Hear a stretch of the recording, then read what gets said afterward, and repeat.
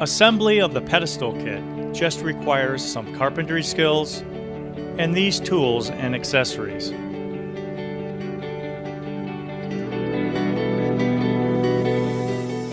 In preparation for installing the pedestal, we need to determine the pedestal height, which will determine the length of the sides, and where the handrail, if they're using handrail, will be mounted. In this area is where we'll mount our blocking to mount the pedestal to, but it'll also accommodate the handrail when the handrail's installed. To determine the length of the blocking, we simply measure the inside dimension on the pedestal side to give us our measurement. So after we've cut the 4 base pieces to the proper height, we're going to assemble 3 sides. So these first joints won't be glued. They're just there to support the part while we glue the 3 sides together. Using PVC cement, just put a bead in the groove.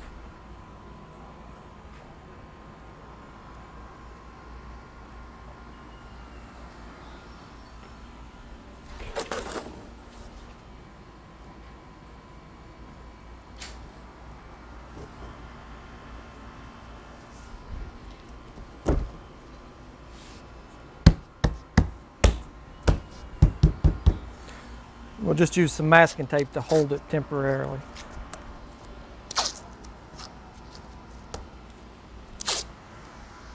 So after cutting the blocking to the proper length, we're going to mount it by first determining the center line of the post or the center of the pedestal. In this case, we've got 6 1/4. We're going to transfer that all the way up using our level.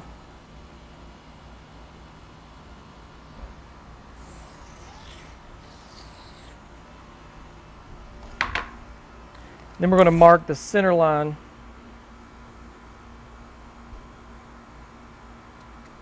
of the blocking.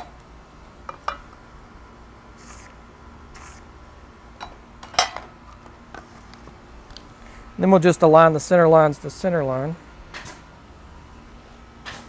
and attach.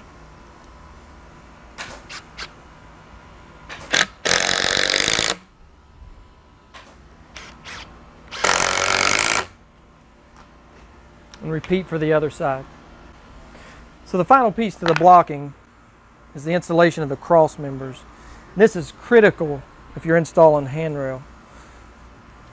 We want to have a place for the handrail to be secured to.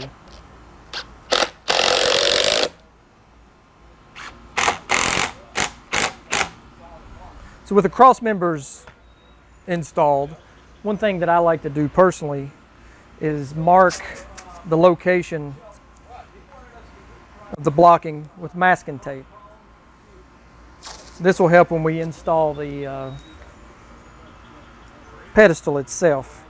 Mark both sides, and I always measure to determine the height of the screw. So we have 5 inches, 31 inches, and just jot that down on the tape.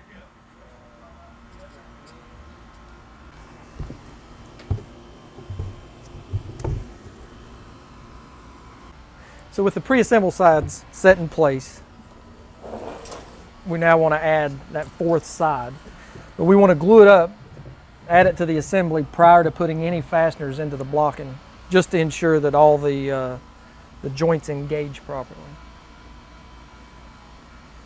So apply the PVC glue into the groove only.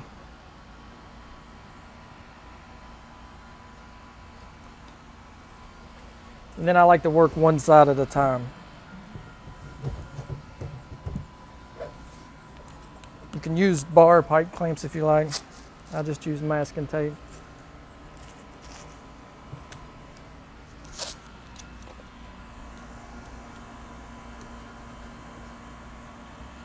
Then we'll let the glue set up before we continue on. So the next step is to level and plumb the pedestal, which we've used a shim back here just to ensure we have the proper plumb. And then we're going to transfer our marks that we've identified on the tape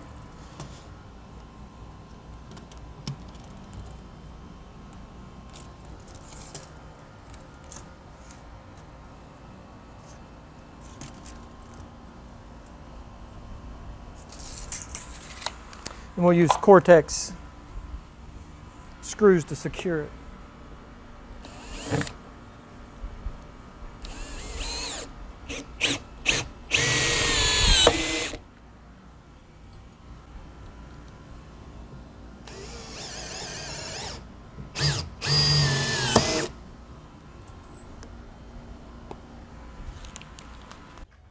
So while we're waiting on the glue to set up for our pedestal, we're going to take the time to pre-assemble the bases and capitals. The kit will come with everything pre-cut, but we just need to glue it together.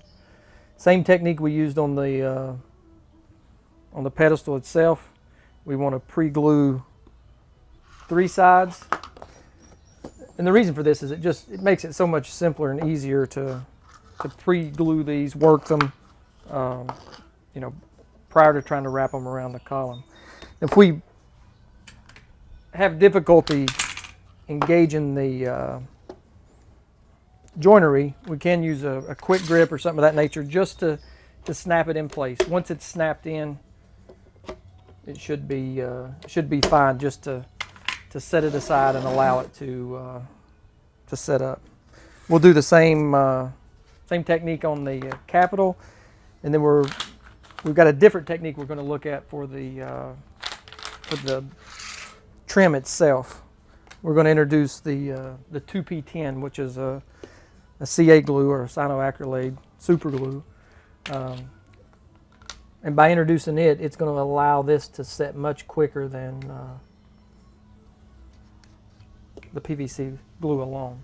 So we'll put a dab of PVC in say the body of the joint, and then a bit of super glue around the outside edge. And I find it best to work off of a table or the floor, and basically that eliminates the need for having to worry too much about alignment. That takes this plane out of the equation. So just tap the two together, push them together, everything's set up. But we'll only do 3 sides. We'll put that 4th side on around the build. So now we have our trim set aside, let the glue set up. We're going to remove the protective film and tape from our pedestal and burnish the corners.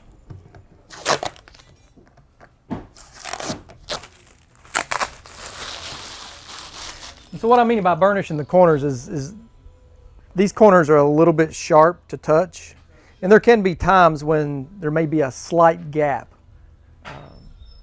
But you have a highly specialized burnishing tool in about any bit driver. What we do is use the radius of the lock and just simply drag it down the corner of the pedestal or the joint. And it creates a nice radius, it softens.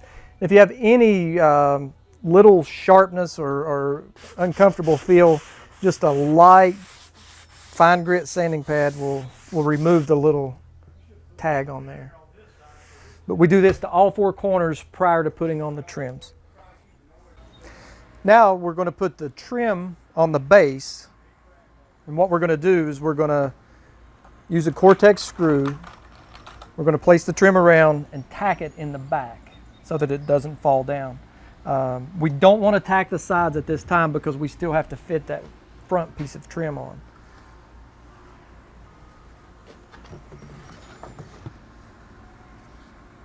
Just make sure we align it with the bottom of the capital.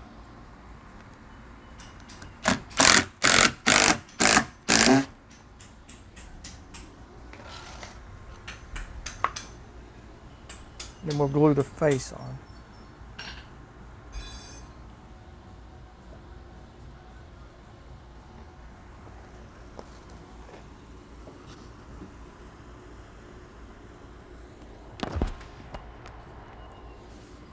And again, if you want to use a clamp to seat it or just to snap it in place.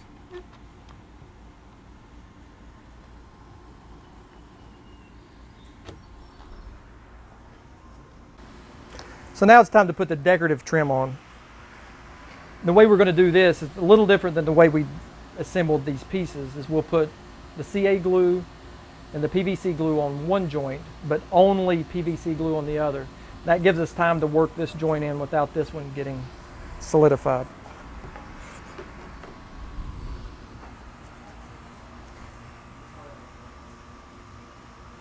So PVC glue on both sides.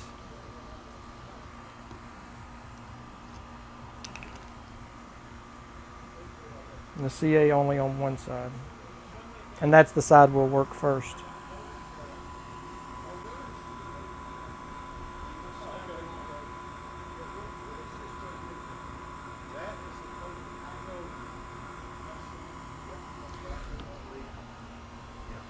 And the other side, if you want to use a little piece of tape just to hold it for about 5 minutes. So now that we've let the glue set up, and while the glue was setting up, we went ahead and used the same technique to attach the capital. So we pre-glued the 3 sides, glued the 4th side on after we attached. We secured everything with PVC glue and the Cortex screw.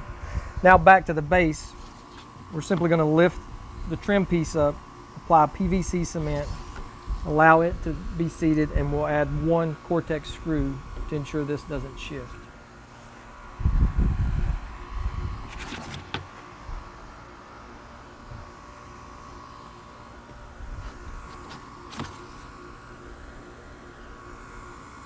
Just position till you get a consistent gap all the way around.